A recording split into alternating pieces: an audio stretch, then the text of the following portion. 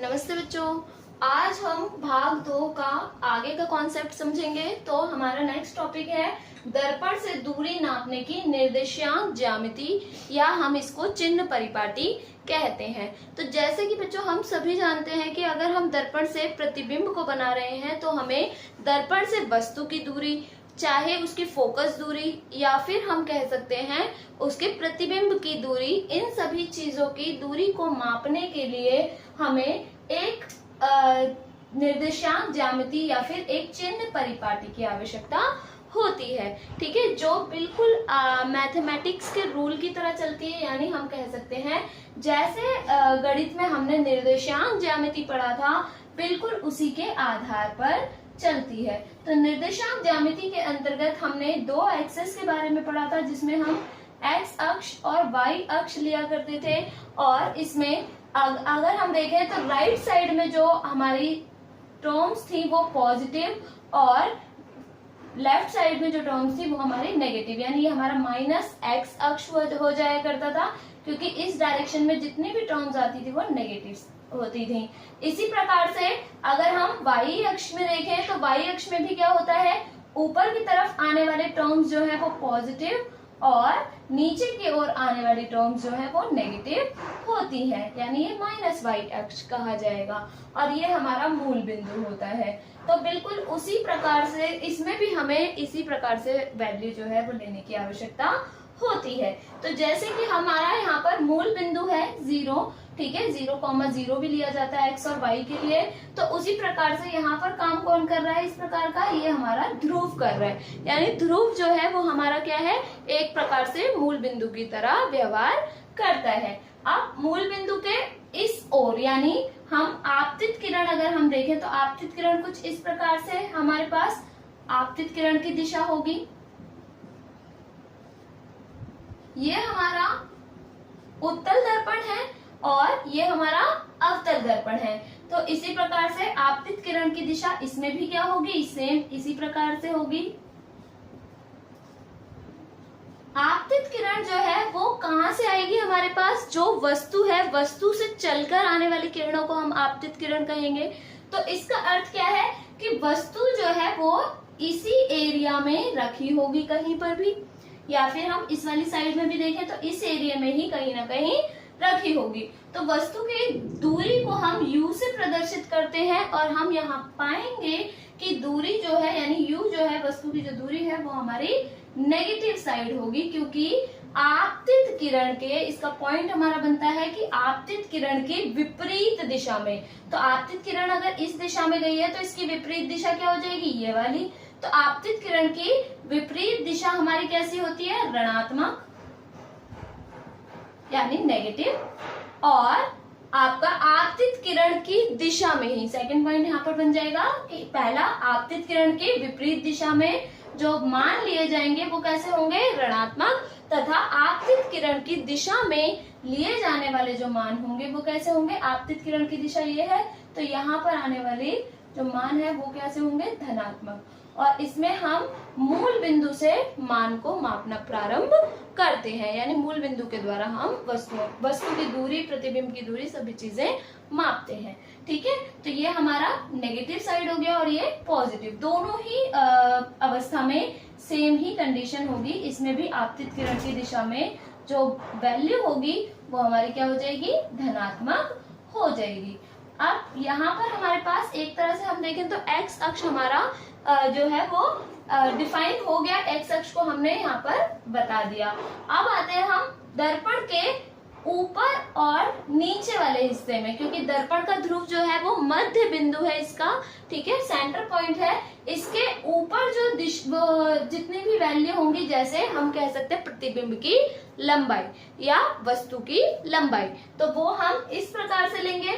तो अगर हम देखें तो अगर ऊपर की ओर दूरी है तो वो कैसी होगी, धनात्मक यानी पॉजिटिव, जैसे कि इसमें हमारा निर्देशांक ज्यामिति में होता था।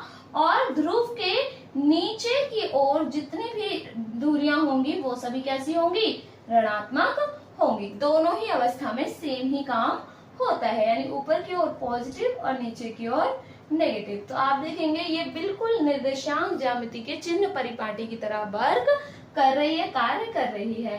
ठीक है, और इसके अलावा अगर हम देखें तो यहाँ पर वस्तु की जो लंबाई है वो बेसिकली यहाँ पर हम लेते हैं ध्रुव से जितनी दूरी पर हमें वस्तु रखनी है। जैसे सपोज कीजिए हमने यहाँ पर वस्तु को रखा और वस्तु जो है वो मेरी क्या हो गई, ओ डैश। तो यहाँ पर इस समय में वस्तु की जो लंबाई है ये क्या होगी, धनात्मक की ओर होगी, और वस्तु की लंबाई को हम ओ डैश से रिप्रेजेंट करते हैं, प्रतिबिंब की लंबाई को आई डैश से रिप्रेजेंट करते हैं, इमेज और इमेज। और यहाँ पर ये जो डिस्टेंस होगी हमारी वस्तु तक की दूरी, ये क्या हो जाएगी मेरे पास, यू।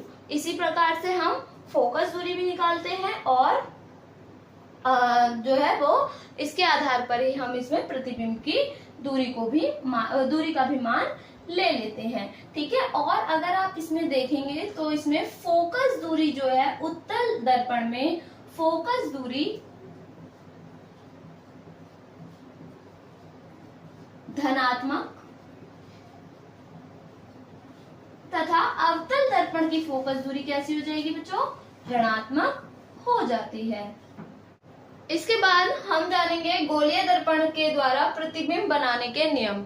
तो बच्चों जैसे कि हम गोलीय दर्पण के द्वारा प्रतिबिंब बना रहे हैं तो उसमें हम उत्तल दर्पण के द्वारा भी और अवतल दर्पण के द्वारा भी दोनों ही प्रकार से हम प्रतिबिंब को बनाया जा सकता है। तो यहाँ पर प्रतिबिंब बनाने के कुछ बेसिक नियम हैं, कुछ साधारण हमारे पास नियम हैं जिनके बारे में हमें जानना पहले होगा, उसके बाद ही हम दोनों दर्पणों के माध्यम से प्रतिबिंब बना सकते हैं। तो यहाँ पर सबसे पहला जो नियम है वो हमारा होता है कि यदि अगर हम देखें कि मुख्य अक्ष के, तो ये हमारा क्या है, इस समय में ये हमारा अवतल दर्पण है और ये उत्तल दर्पण है। तो अवतल दर्पण के केस में अगर आप देखेंगे तो मुख्य अक्ष ये वाला है हमारा जो ध्रुव से होकर जा रहा है। ठीक है, मुख्य अक्ष के समांतर आने वाली किरणें, तो ये क्या है हमारी आपतित किरण। तो मुख्य अक्ष के समांतर आने वाली किरणें दर्पण से, कौन से दर्पण से, यहाँ पर अवतल दर्पण से परावर्तित होकर मुख्य फोकस से होकर जाती है, या कह सकते हैं फोकस बिंदु से होकर जाती है। तो ये हमारी परावर्तित किरण हो गई। ठीक है,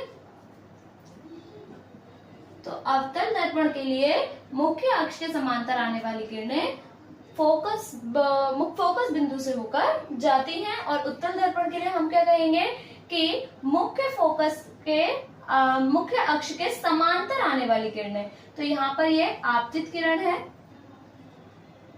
एरो मैंने इस तरीके से बना रखा है, तो ये क्या है, आपतित किरण।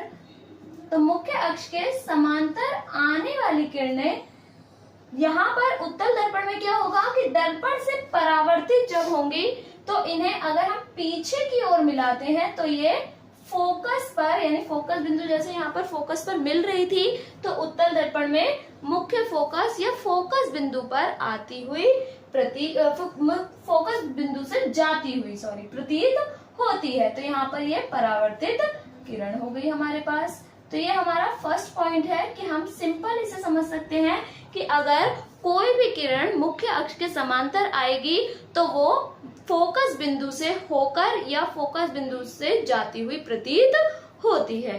ठीक है, नेक्स्ट हमारा है कि अगर कोई भी किरण अगर हमारे फोकस से ही होकर आए, तो यहाँ पर अवतल दर्पण में यहाँ पर आप देख रहे हैं ये आपतित किरण है, एरो ऐसे बना हुआ है।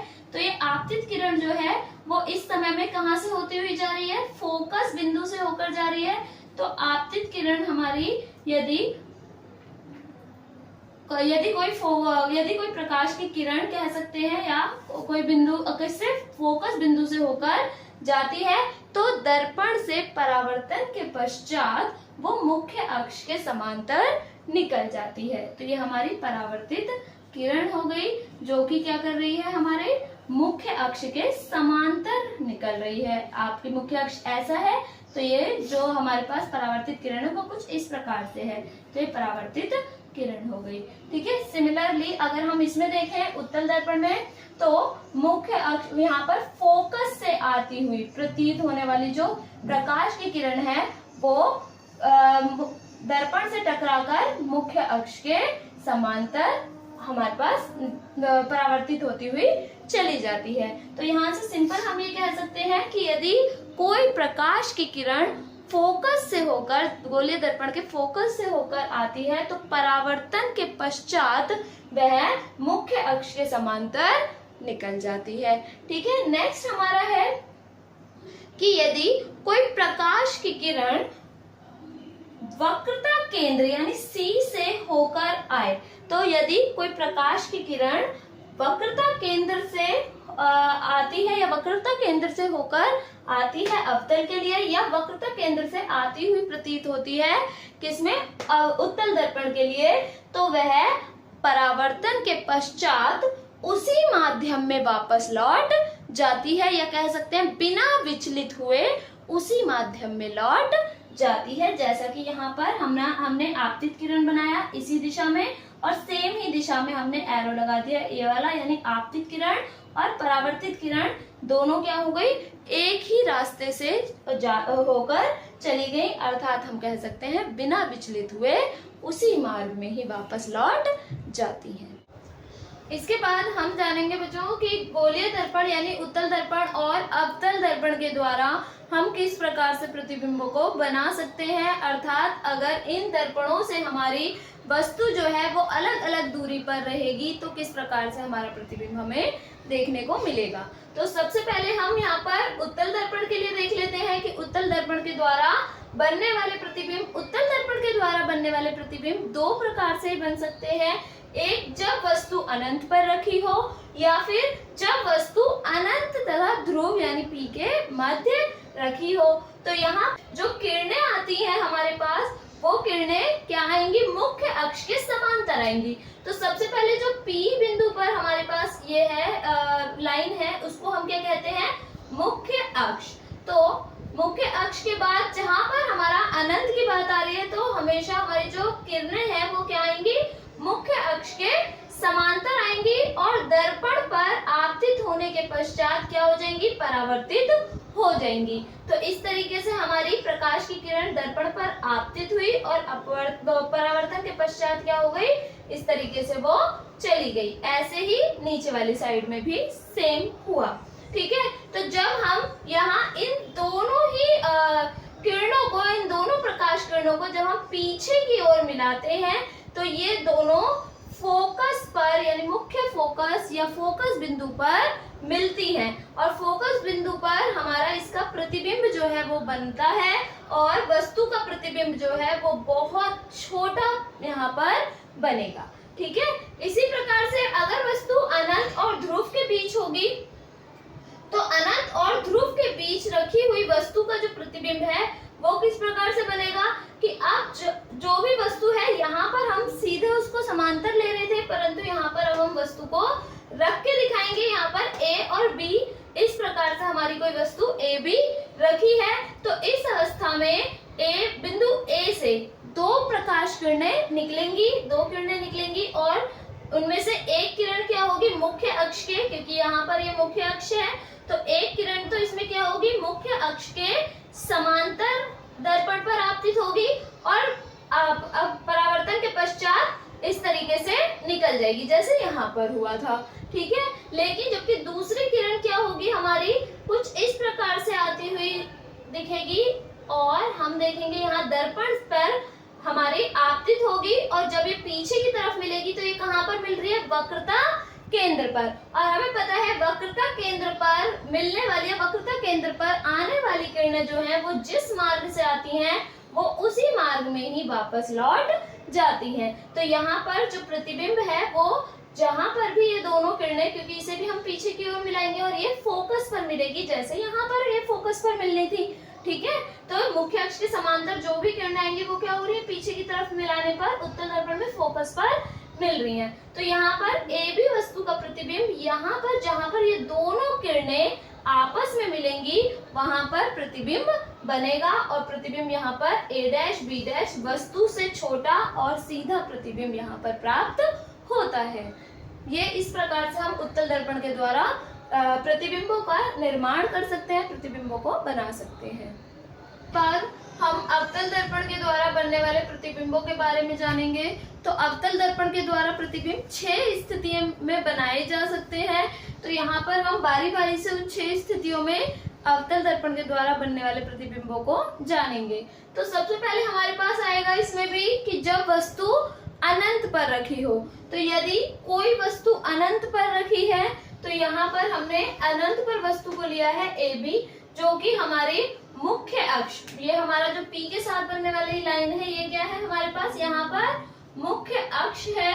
तो ये भी क्या होगी, मुख्य अक्ष की कुछ दूरी पे बना रखी है, इसका अर्थ है अनंत पर बनी हुई है। ये अनंत को हम बोर्ड पर दिखा नहीं सकते, इसलिए हमने इसको कुछ डिस्टेंस पे बनाया है। वस्तु काफी बड़ी है AB, और इससे जो चलने वाली किरणें हैं वो कैसी आएंगी, इस तरीके से तिरछी दर्पण पर आपतित होती हैं, और परावर्तन के पश्चात जो फोकस दूरी से, यानी एक किरण क्या है जो फोकस से होकर जा रही, फोकस बिंदु से होकर जा रही है, वो दर्पण पर आपतित होगी, और उसके बाद परावर्तन के पश्चात वो क्या होगी, मुख्य अक्ष के समांतर निकल जाती है।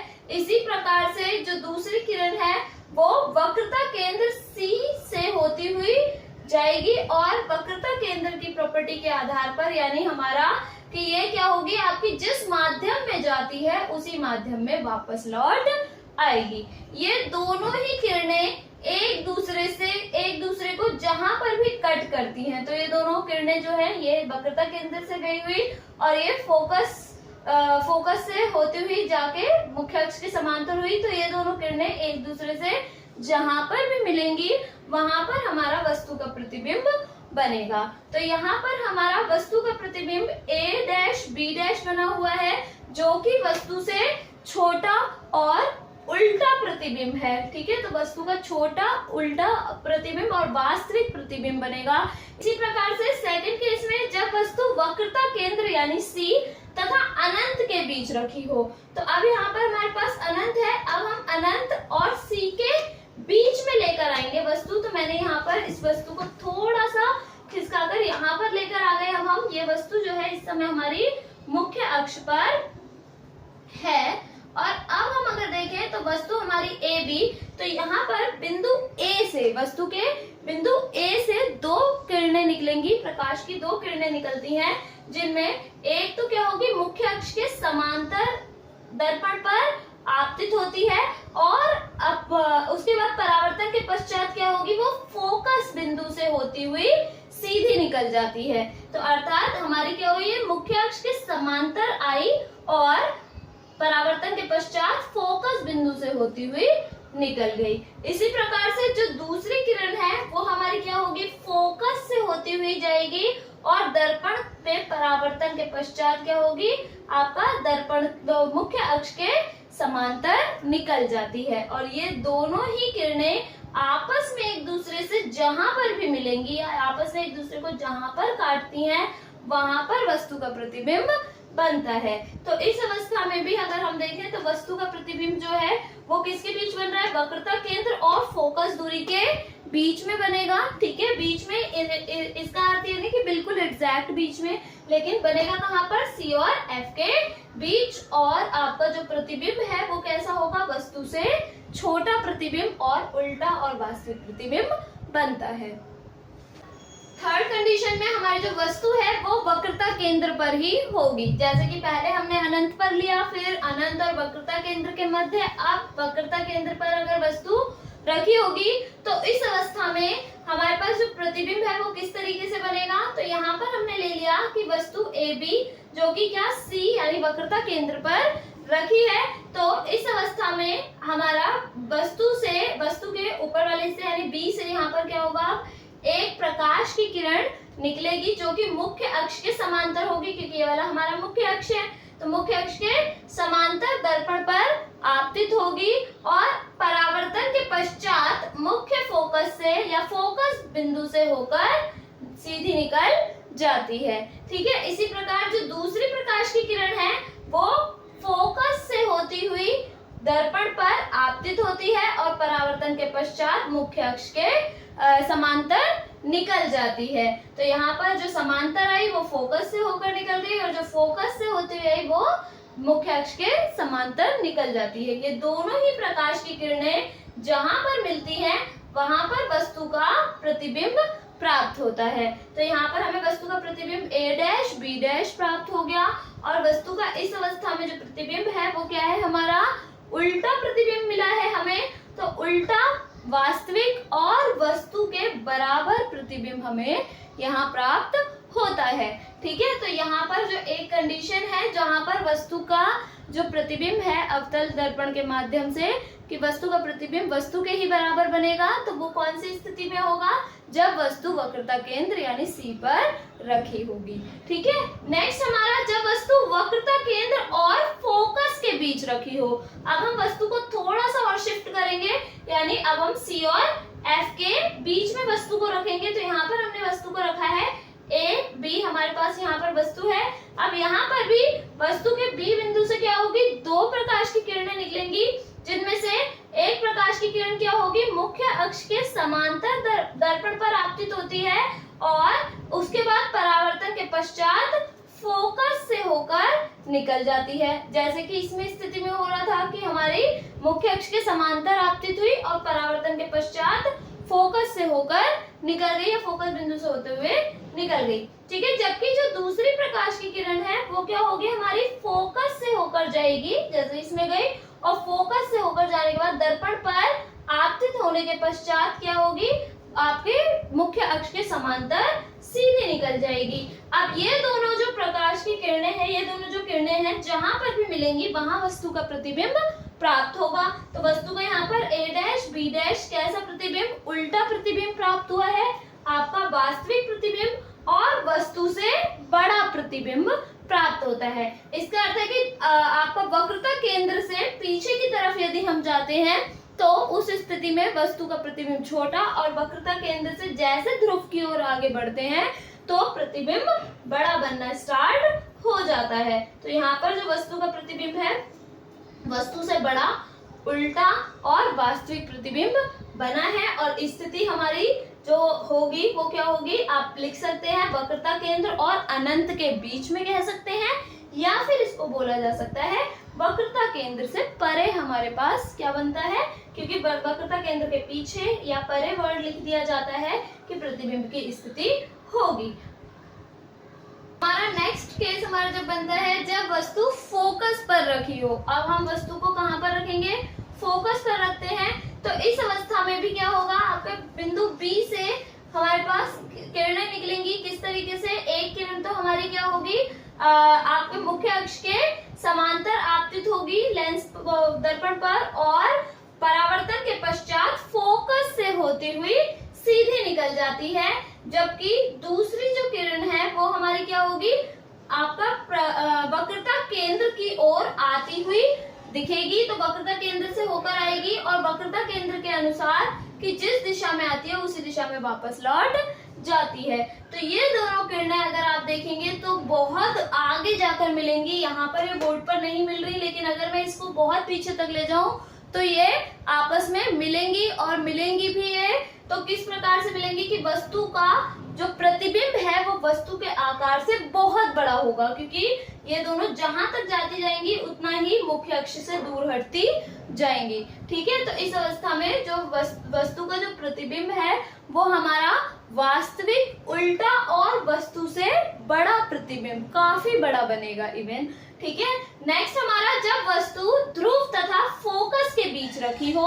अब वस्तु बिल्कुल हम समीप ले आए हैं, ठीक है, यानी ध्रुव P और फोकस के बीच में हमने वस्तु रखी AB।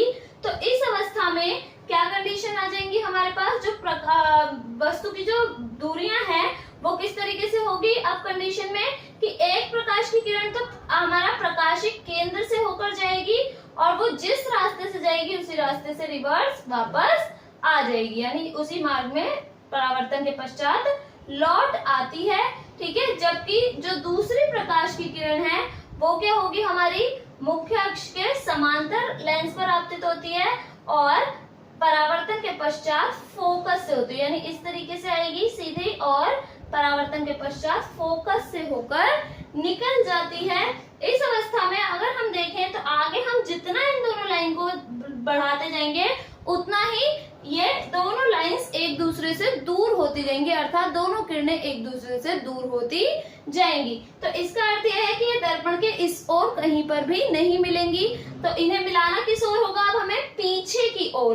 तो जब हम इनको पीछे की ओर मिलाते हैं तो ये आपस में मिलती हैं और दर्पण के पीछे मिलती हैं, और वस्तु का प्रतिबिंब जो है वो इस अवस्था में क्या होता है, सीधा प्राप्त होता है हमें, सीधा और बड़ा, वस्तु से बड़ा, वस्तु से सीधा और आभासी प्रतिबिंब इस अवस्था में प्राप्त होता है, क्योंकि प्रतिबिंब हमारा दर्पण के पीछे प्राप्त हुआ है। ठीक है, आई होप आप सभी को समझ में आया होगा। Thank you so much for watching.